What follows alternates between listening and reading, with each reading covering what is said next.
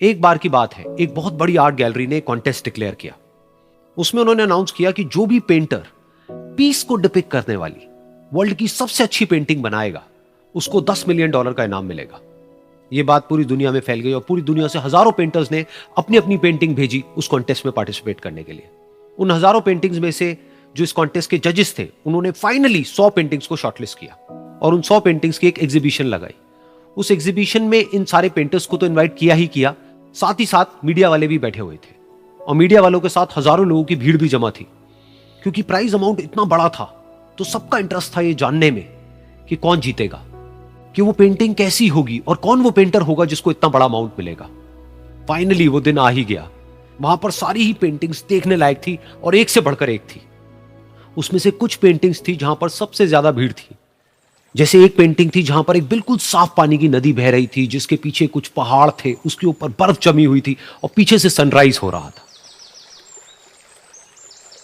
एक और पेंटिंग थी जहां पर पेंटर ने पीस को डिपिक्ट किया था फुल मून नाइट के थ्रू, यानी कि एक बिल्कुल पीसफुल लेक थी जिसका पानी बिल्कुल स्टिल था, इतना स्टिल कि उसके अंदर आप रिफ्लेक्शन देख सकते थे आसपास में जो भी कुछ था उसका, बिल्कुल एक मिरर की तरह। और बिल्कुल डार्क आसमान में कुछ तारे चमक रहे थे और एक चांद चमक रहा था। उसके अलावा एक पेंटिंग थी जिसमें बिल्कुल सफेद बादल थे, नीला आसमान था और बिल्कुल हरी हरी घास थी। यानी कि सारी ही पेंटिंग्स ऐसी जिसको देख करके ही मन शांत हो जाए। तो कॉन्टेस्ट बहुत ही टफ था क्योंकि सारी पेंटिंग्स एक से बढ़कर एक थी। तो जजेस के लिए शॉर्टलिस्ट करना कि कौन सी पेंटिंग बेस्ट है, that was very very difficult. लेकिन वो मोमेंट आ ही गया जब जजेस ने अपना माइंड मेकअप कर लिया और एक पेंटिंग को इन सारी पेंटिंग्स में से सिलेक्ट कर लिया और उस पेंटिंग को एक बड़े से कर्टेन के पीछे रख दिया।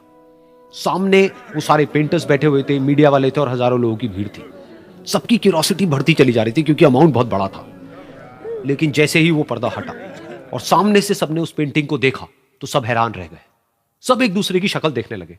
किसी को कुछ समझ नहीं आ रहा था कि एक्चुअल में हो क्या रहा है, क्योंकि वो पेंटिंग जो वहां पर दिख रही थी वो दूर दूर तक शांति को डिपिक्ट नहीं कर रही थी। तो सबको लगा कि शायद उस आर्ट गैलरी से कोई गलती हुई है या जजेस से कोई गलती हुई है और किसी गलत पेंटिंग को वहां पे रख दिया है। तो कुछ पेंटर्स एक साथ गए, जाकर के उस आर्ट गैलरी के ओनर से मिले और जाकर के उससे पूछा कि क्या ये कोई गलती है, गलती से कहीं कोई गलत पेंटिंग तो आपने वहां पे नहीं रख दी है। तो आर्ट गैलरी वाला थोड़ा सा मुस्कुराया और बोला, नहीं, ये पेंटिंग बिल्कुल ठीक है। जजेस ने इसी पेंटिंग को सिलेक्ट किया है और यही पेंटिंग आज की विनर है। सारे पेंटर्स ये जवाब सुन करके गुस्से से भर गए और सबने मिल करके रिवोल्ट कर दिया। और ये देख करके सारे मीडिया वाले अपनी अपनी जगह से खड़े हुए और भागते हुए गए उस आर्ट गैलरी के ओनर के पास में और अपने अपने माइक्स उनके मुंह के आगे कर दिए। तो अगेन वो आर्ट गैलरी का जो ओनर था वो हल्का सा मुस्कुराया और उसने कहा कि मुझे कुछ बोलने से पहले एक बार इस पेंटिंग को आप लोग ध्यान से देखिए, थोड़ा पास से देखिए, शायद आपको कुछ ऐसा नजर आए जो दूर से नजर नहीं आ रहा है। क्योंकि आप सबने एक चीज तो देख ली कि इस पेंटिंग में आंधी है, तूफान है, चारों तरफ सब कुछ तहस नहस हो रहा है, आसमान में बिजली कड़क रही है, काले बादल हैं, ये सब तो आपने देख लिया। लेकिन एक चीज नहीं देखी कि इस पेंटिंग में एक घर भी है। उस घर में एक छोटी सी खिड़की है जहां पर एक आदमी खड़ा हुआ है। ध्यान से जाकर के देखिए, वो जो आदमी खड़ा हुआ है और बाहर देख रहा है उस घर से, उसके चेहरे पर कोई डर नहीं है, बल्कि एक हल्की सी मुस्कान है, एक ठहराव है, एक सुकून है। और यही है शांति का असली मतलब।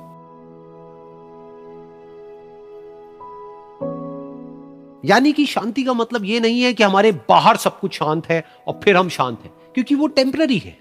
असली शांति का मतलब यह है कि हमारे बाहर चाहे जो कुछ भी हो रहा हो, हम अंदर से पूरी तरह से शांत हैं, हमारा मन शांत है।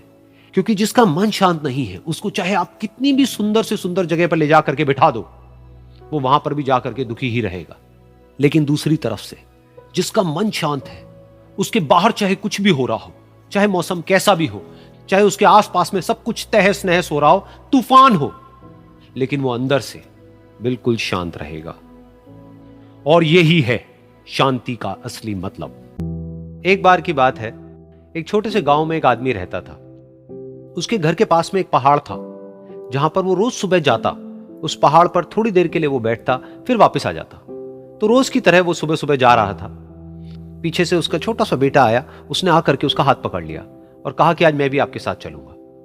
उसने पहले तो उसको थोड़ा सा समझाया और मना किया, कहा कि जो रास्ता है वो बहुत ही छोटा है और चढ़ाई बहुत ज्यादा है, तो तुम मेरे साथ नहीं चल पाओगे। लेकिन फिर जब उस बेटे ने जिद करी तो पिता मान गया। तो दोनों पहाड़ पर चढ़ने लगे। पिता ने बेटे का हाथ कस के पकड़ा हुआ था। लेफ्ट साइड में पहाड़ थे, राइट साइड में खाई थी और रास्ता बहुत ही छोटा था। और वो पहाड़ की चोटी तक पहुंचने ही वाले थे, तभी रास्ते में एक बड़ा सा पत्थर आया। क्योंकि पिता उस रास्ते पर रोज आता था तो उसको पता था कि वहां पे पत्थर है, तो वो साइड से निकल गया। लेकिन जो बेटा था उसका ध्यान कहीं और था, तो उसका घुटना जा करके उस बड़े से पत्थर पर टकरा गया। तो फिर उस बच्चे के मुंह से एक चीख निकली, और जैसे ही वो चीखा, उसकी आवाज उन पहाड़ों में गूंजने लगी। इससे पहले उस बच्चे ने कभी भी अपनी आवाज की गूंज नहीं सुनी थी, तो उसे समझ नहीं आया कि क्या हो रहा है। वो अंदर से थोड़ा सा घबरा गया। उसे लगा कि शायद कहीं कोई है जो छुप करके उसको देख रहा है और उसका मजाक उड़ा रहा है। फिर उस बच्चे ने बोला, कौन हो तुम? तो जब उस बच्चे ने इस गूंज को सुना, उसे गुस्सा आ गया। उसे लगा कि कौन है ये जो मेरा मजाक उड़ाए चले जा रहा है। फिर उसने गुस्से से कहा, मैं तुम्हें छोड़ूंगा नहीं। और फिर जैसे ही उसने इस गूंज को सुना, वो घबरा गया। उसके पिता समझ गए थे कि क्या हो रहा है। उसने अपने पिता का हाथ कस के पकड़ लिया और उनसे पूछा, कौन है ये जो मुझे इतना तंग कर रहा है? कौन है ये जो मुझे इतना डरा रहा है? तो उसके पिता थोड़ा सा मुस्कुराए और उन्होंने खाई की तरफ देखा और जोर से बोला, मैं तुमसे बहुत प्यार करता हूं। ये सुनकर वो बच्चा हैरान हो गया। उसे समझ नहीं आया कि हो क्या रहा है, कि वही इंसान जो उसका मजाक उड़ा रहा है और उसको तंग कर रहा है, वो उसके पिता को बोल रहा है कि मैं तुमसे बहुत प्यार करता हूं। तो उसके पिता ने अपने बेटे को देखा और वो समझ गए कि उसके मन में क्या चल रहा है। और फिर दोबारा उन्होंने बोला, तुम बहुत अच्छे हो। और ये सुनकर उनका बेटा भी थोड़ा सा मुस्कुराया और पूछा अपने पिता से कि ये क्या हो रहा है। और फिर उसके पिता ने अपने बेटे को समझाया, ये जो आवाज तुम सुन रहे हो ना, ये किसी और की नहीं है, ये तुम्हारी ही आवाज है जो कि पहाड़ों में गूंज रही है और तुम्हें अपनी ही आवाज सुनाई दे रही है। जैसा तुम बोलते हो ठीक वैसा ही तुम्हें सुनाई देता है। अगर तुम गुस्से से कुछ कहोगे तो पलट करके जो आवाज आएगी उसमें भी गुस्सा होगा, लेकिन अगर तुम कुछ अच्छा कहोगे तो वो आवाज भी अच्छी होगी। बिल्कुल इसी तरह से हमारी जिंदगी में भी होता है। जैसा तुम अपने मन में इस जिंदगी के बारे में सोचते हो, ये जिंदगी तुम्हारे लिए बिल्कुल वैसी ही हो जाती है। अगर तुम मन ही मन अपने आप को ये बोलते रहोगे कि मेरी जिंदगी तो बहुत ही बुरी है, तो तुम्हारी जिंदगी सच में बुरी हो जाएगी। और अगर तुम अपनी जिंदगी से प्यार करोगे तो तुम्हारी जिंदगी भी तुमसे प्यार करेगी। ये बात उस बच्चे के दिमाग में घर कर गई और फिर वो दोनों उस पहाड़ की चोटी पर गए। लेकिन बच्चे के दिमाग में यही बात घूम रही थी।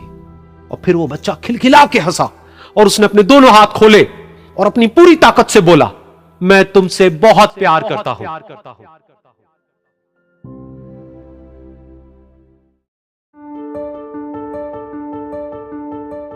एक बार की बात है, एक बहुत बड़ा नेता एक साधु के छोटे से आश्रम में गया, क्योंकि उसने बहुत सुना था उस साधु के बारे में और उसके मन में आया कि मैं एक बार जाकर के